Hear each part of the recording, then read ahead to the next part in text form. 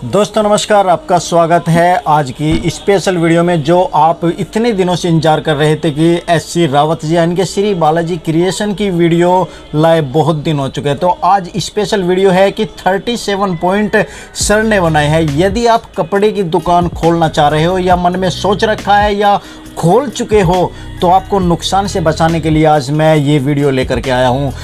कपड़े का कारोबार में लोग 99.9% फेल हो जाते हैं। उसके पीछे क्या कारण है सब कुछ सर आज बताएंगे। जो सर का अपने जीवन में एक्सपीरियंस रहा है उस एक्सपीरियंस के बलबूते जिस कारण से कभी सर भी फेल हुए थे आप लोग ना हो तो सर आपको एक एक पॉइंट बताएंगे। उन पॉइंट को आपको सोचना है, समझना है कि हजारों लोग रोजाना शॉप कर रहे हैं मगर 100 में से 99 बंद करके बैठ जाते हैं। उसके पीछे क्या कारण है, फ्री साइज वाले कपड़े का सच क्या है, सब कुछ बताने वाले हैं। और किस तरह के कपड़े खरीदने चाहिए, क्या उनका क्राइटेरिया होता है, सब कुछ सर इस वीडियो में कवर करने वाले हैं। सर नमस्कार। नमस्कार। बहुत बहुत सर, बहुत बढ़िया। एक महीने बाद सर से मुलाकात हो रही है और आप लोगों के बार बार कमेंट्स आ रहे थे कि सर की नई वीडियो कब आएगी, तो आ चुकी है। और बहुत ही इतनी ज़बरदस्त नॉलेज जो आपको होनी चाहिए क्योंकि ये महीना मार्च का और ये समय है दुकान ओपन करने का। यदि आप भी बिजनेस शुरू करना चाहते हैं तो पहले इन 35 या 37 पॉइंट्स को समझ लीजिए जिससे कि जैसे सर को प्रॉब्लम हुई थी आप लोगों को ना हो। तो सर ने बड़ी मेहनत से इनको तैयार किया है आप लोगों के लिए। जी सर। जो मेरे साथ प्रैक्टिकली एक्सपीरियंस रहा मैं उसी एक्सपीरियंस को शेयर करूंगा, उसे भी आप पे करूंगा और आप भी कॉमन सेंस लगा करके देखिएगा। मेन टॉपिक हमारा क्या कि कपड़े के कारोबार में दुकानदार फेल क्यों हो जाते हैं, यानी कि कामयाब क्यों नहीं हो पाते, तो उसके क्या कारण है उसके। तो जो मेरे साथ जो घटित घटनाएं हुई है तो मैं उसके आधार पे आपको अपना निचोड़ देने जा रहा हूँ मैं आपको कि क्या कारण रहे। ये पॉइंट बताने से पहले थोड़ा सा क्लियर ये कर दीजिए कि ये जो फेलियर वाली घटना है आपके समय स्टार्टिंग पीरियड में हुई थी या अब हाल ही में की बात? नहीं, स्टार्टिंग पीरियड में लैक ऑफ नॉलेज के अभाव में 25-30 साल पहले। जी जी जी बिल्कुल। अच्छा, बिल्कुल लैक ऑफ नॉलेज। उसी के बाद आपने कवर करना शुरू किया, सक्सेस हुए। बिल्कुल बिल्कुल, एक एक बात को जानकारी लिए अब निचोड़ निकालते हैं तो देखते हैं हम पीछे बैक में जब जाते हैं तो ये नजर आता है कि ये कारण इस कारण की वजह से हम पीछे नुकसान खाए। किसी ने मैं नुकसान नहीं दिया, ना कि मेरी किस्मत कोई खराब थी, मतलब सिर्फ मेरी गलती। और गलती क्या, मैंने बिना नॉलेज का काम किया। तो हम चाहते हैं कि जो गलती मैंने किया वो गलती आप ना करें। और आप भी सोचिएगा कि प्रोडक्ट को पहचानना कैसे। जैसे मेरा कारण था, वो कारण क्या था, मुझे साइज के बारे में जानकारी नहीं था। मेरा साइज के जानकारी के बारे में नहीं होना, जैसे कि स्मॉल क्या है, मीडियम क्या है, लार्ज क्या है, एक्सेल क्या है, फ्री साइज क्या है। और साइज के बारे में पिछले वीडियो में मैंने बड़ी विस्तार से आपको समझाया है कि फ्री साइज क्या होता है। फ्री साइज का तात्पर्य होता है one size fits for all. ये एक साइज का इशू है, बट ये साइज का इशू ऐसा है कि आपको इतना चोट पहुंचाता है, इस पर बहुत फोकस कीजिएगा कि एक तरफ आप नाजायज पैसा देते हैं और नाजायज किसका देते हैं, गलत प्रोडक्ट का, साइज की जानकारी नहीं होने की वजह से। और दूसरी तरफ मतलब जो आपका जो प्रोडक्ट 100 रुपये का आ सकता था उसकी कीमत आप 125 रुपये चुकाते हैं, 150 रुपये चुकाते हैं। ऑन द अदर एंड जानकारी नहीं होने के अभाव में कस्टमर उससे आपका टूटता है। यानी कि हम अपने सौभाग्य को हटाते हैं और दुर्भाग्य हमारा उसके कारण से आता है। सौभाग्य वाला प्रोडक्ट नहीं होता दोस्तों जो हम काम करना चाहते हैं, और वो सिर्फ लैक ऑफ नॉलेज के, वो दुर्भाग्य वाला प्रोडक्ट होता है। वो कैसे कह रहा हूँ आपको, इस बात को आप सोचिएगा। कोई प्रोडक्ट मैं आपको सेल करता हूँ और वो प्रोडक्ट गलत गया मेरे जानकारी के अभाव में, तो क्या आप अगली बार मेरे पास आइएगा? बिल्कुल नहीं आइएगा।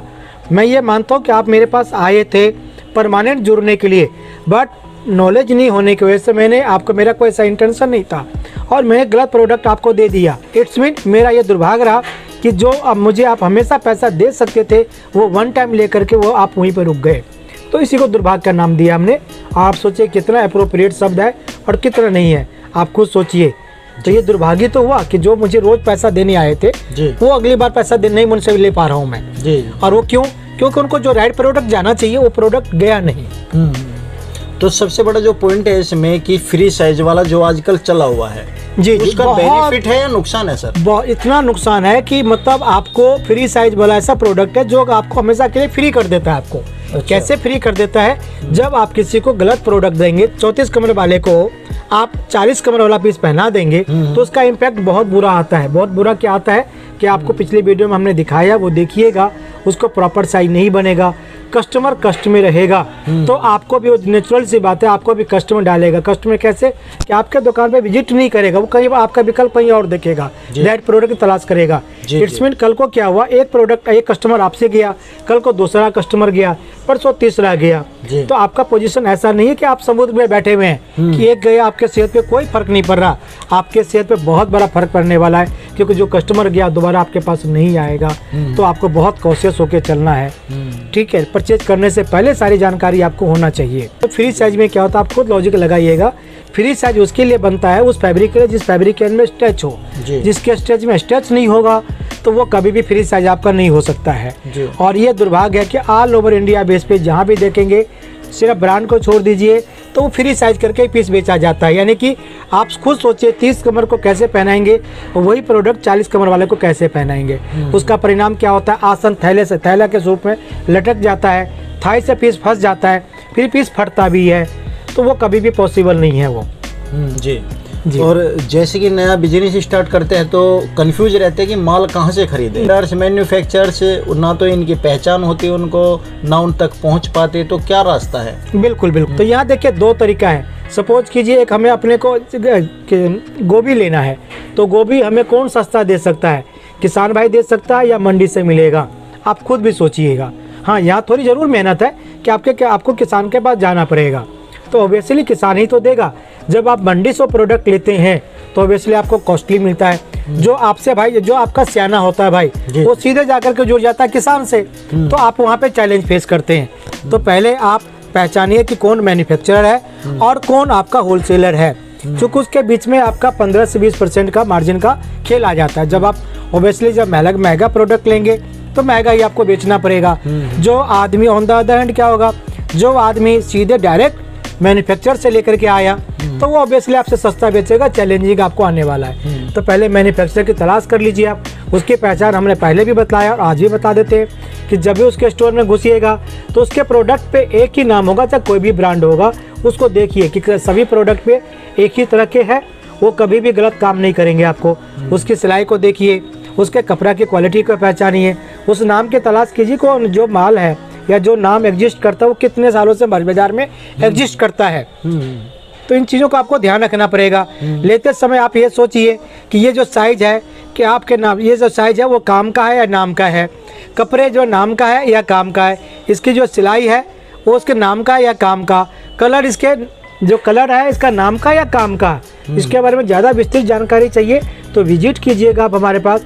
हम आपको पूर्ण रूप से डिटेल में आपको दिखा भी पाएंगे, समझा भी पाएंगे कि कौन सा साइज नाम का होता है, कौन सा साइज काम का होता है, कौन से कपड़े नाम का होता है, कौन सा कपड़े काम का होता है। इसके लिए एक बार आपको विजिट करना होगा हमारे पास में। जी। कुछ पॉइंट्स है, मैं इस पॉइंट को थोड़ा सा रीड कर देता हूँ, ठीक है। थोड़ा सा इसको समझिएगा आप कि जो नुकसान होने का कारण क्या होता है। कि साइज के बारे में सही जानकारी नहीं होना, माल कहाँ से खरीदना है, ठीक है, इसके बारे में जानकारी नहीं होना, ठीक है। इसके बाद जो अगला जो है आपके अपनी पोजीशन के बारे में जानकारी नहीं होना कि आपकी पोजीशन क्या है और मार्केट का पोजीशन क्या है। आपका पोजीशन हुआ है कि आपको हर हाल में एक अच्छा क्वालिटी अच्छे रेट पे माल को बेचना पड़ेगा, क्योंकि आपके पास कोई कस्टमर जिस जगह से है तो अदर स्टेट के आपके पास नहीं आएंगे, आपका एक दायरा लिमिट में है। तो अपनी पोजीशन को आपको समझना पड़ेगा, इसलिए आपको आपकी मजबूरी है कि आपको अच्छा माल तो बेचना ही पड़ेगा। यदि आपको आगे बढ़ना है तो ये आपकी मजबूरी भी है। अच्छा रेट के साथ साथ अच्छी क्वालिटी भी देना पड़ेगा आपको। असली मैन्युफैक्चरर की पहचान नहीं होना या उस तक नहीं पहुंच पाना फेल होने के एक ये भी कारण है। कपड़े की सही पहचान नहीं होना फेल होने के एक ये भी कारण है। कपड़ा क्या है, कपड़ा एक वो चीज है दोस्त कि जितना आप कपड़ा पहनेंगे उतनी इज्जत आपको मिलेगी। कपड़ा आपको डिफाइन करता है कि आप पढ़े लिखे हैं या अनएजुकेटेड है। कपड़ा आपको डिफाइन करता है कि आप कितना पैसा कमाएंगे। कपड़ा डिफाइन करता है कि आप किस सर्कल में बैठेंगे।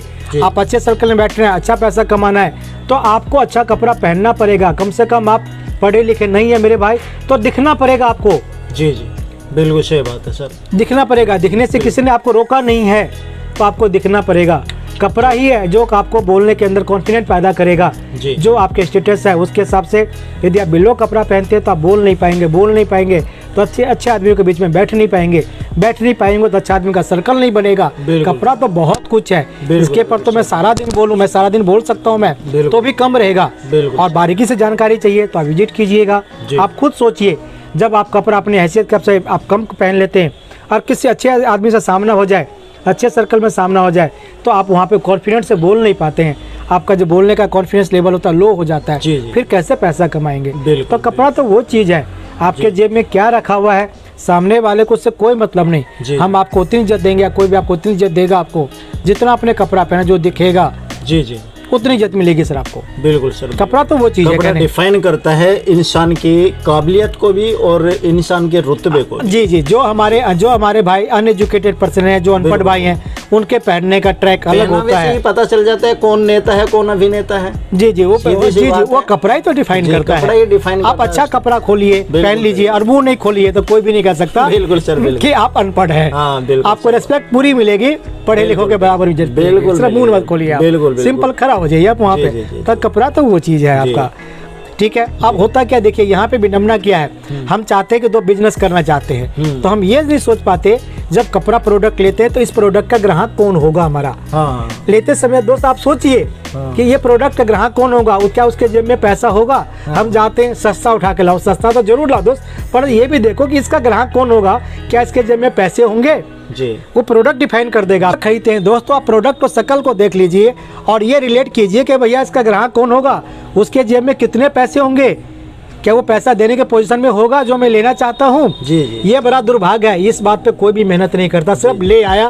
खरीदारी करते समय अपनी जेब देखते हैं, ये नहीं देखते कि आपका स्टेटस क्या, आपकी शॉप कहाँ पे है और आपको बेचना किनको है। यदि खरीदारी करते समय दुकानदार ये देख ले कि आपके कस्टमर कौन है, खाली जेब वाले हैं या भरे जेब वाले हैं। निश्चित रूप से भरे जेब वाले हो तो अच्छा क्वालिटी उन्हें लेनी चाहिए, और यदि इनको नीचे डाउन होना है, किसी भिखारी को या किसी काम वाले को या किसी मजदूर को, रिक्शा वाले को लेना है, तो वे लो क्वालिटी के लेकर जाते हैं। और वहीं पर वे लोग, क्योंकि सस्ते कपड़े वाले तो फेरी वालों के पास भी जाते हैं, एक टिकाऊ नहीं बन पाते, और उनका वही कारण है शायद फेल होने का।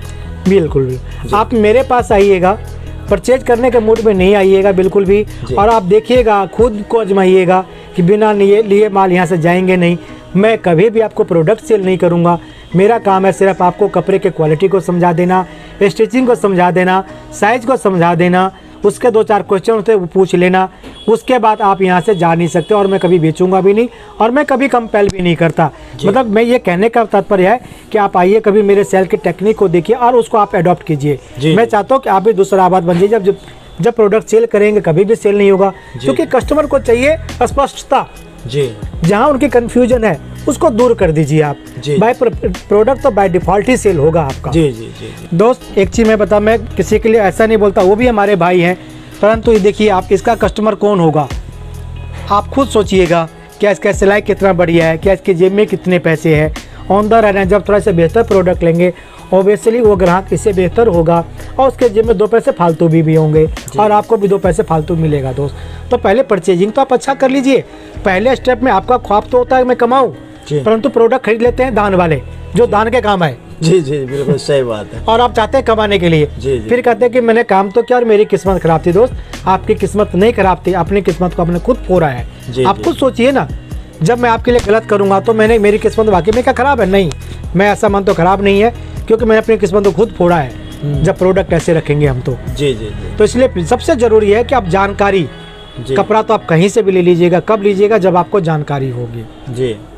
और आजकल जैसे 5,000 में बिजनेस शुरू करें, 10,000 में बिजनेस शुरू करने के चक्कर में सस्ते ले आते हैं, और जिनकी जेब में पैसा है उन तक पहुंच नहीं पाते, फिर बहुत जल्दी शॉप बंद करने की नौबत आ जाती है। तो ऐसा नहीं करना है, आपको अपने से ऊपर देखना है कि आपको कितने अच्छे क्वालिटी वाले प्रोडक्ट ला करके अपनी शॉप पर रखने हैं, तभी आप कामयाब हो पाओगे। देखिए दोस्त, इसको गौर से देखिएगा। ये देखिए आप, जिससे बरसात में मच्छर पैदा होते हैं, आपने देखा होगा ट्यूबलाइट पे आकर मरते हैं। तो रोज ऐसे बिजनेसमैन पैदा होते हैं, अब बाजार में जाकर के 10,000 20,000 दे करके खत्म हो जाते हैं। इससे ज्यादा उसका अंत कुछ नहीं होता, सिर्फ जानकारी के अभाव में होता है जी। और ऑन द अदर क्या जो बैठे होते हैं, आपको जानकारी नहीं है, उसके अभाव में यहाँ का इस तरीके से आपको आप कटते हैं जाकर के। फ्री साइज जो लेकर के आते हैं, इनफैक्ट उस पर 30 से 40 रुपये वो महंगा पीस लेकर के आते हैं, जो कि 2 टके का पीस नहीं होता है जी। मैं आप दिखाता हूँ, फ्री साइज का तात्पर्य दिखाता हूँ, आप समझ लीजिएगा। विस्तृत जानकारी में क्या है कि आप जाइएगा, अब ये देखिए आप, ये आसन से पीस जो बड़ा दिया जाता है, आपका बॉडी गोल है, और ये पीस जब दिया जाता है तो पीस पहनने के बाद ये लटकेगा और ये थाई में जाकर के फंसेगा। ये पीस साइज से बनता है 16 इंची है। ये इसका जो सपोर्ट करता है, ये वाला पार्ट, आसन वाला पार्ट जो सपोर्ट करता है, हमारी बहन 48 इंच को सपोर्ट करता है। और ये थाई जो आएगा उस बहन को आएगा जिस बच्ची को आएगा जिसके कमर साइज 28 से 30 होगा।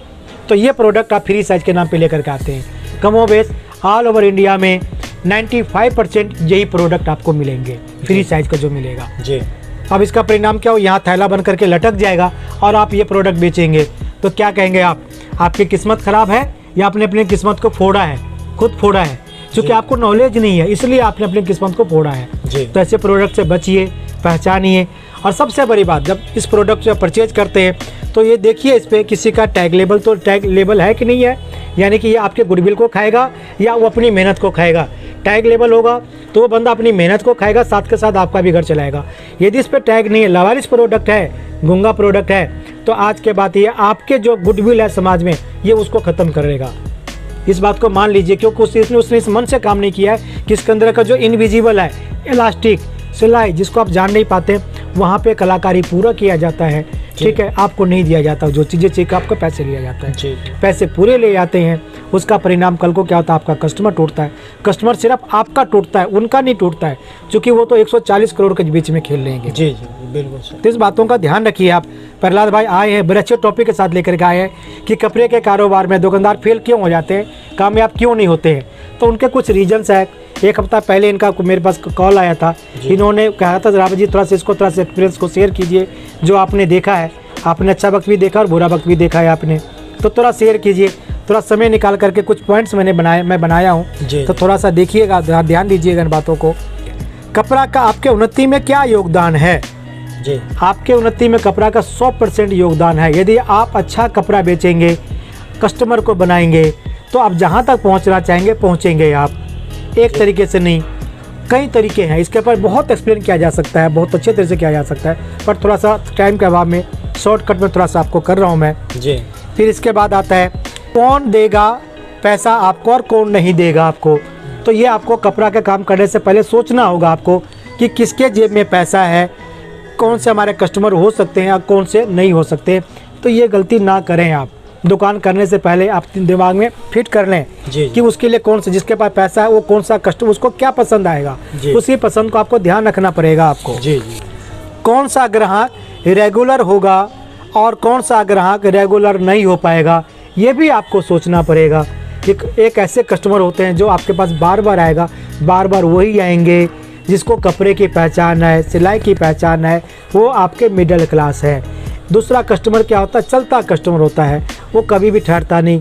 आज आप 100 का दे रहे हैं, कल को आपका पड़ोसी 90 का लाएगा, ठीक है, वो वहाँ जाएंगे।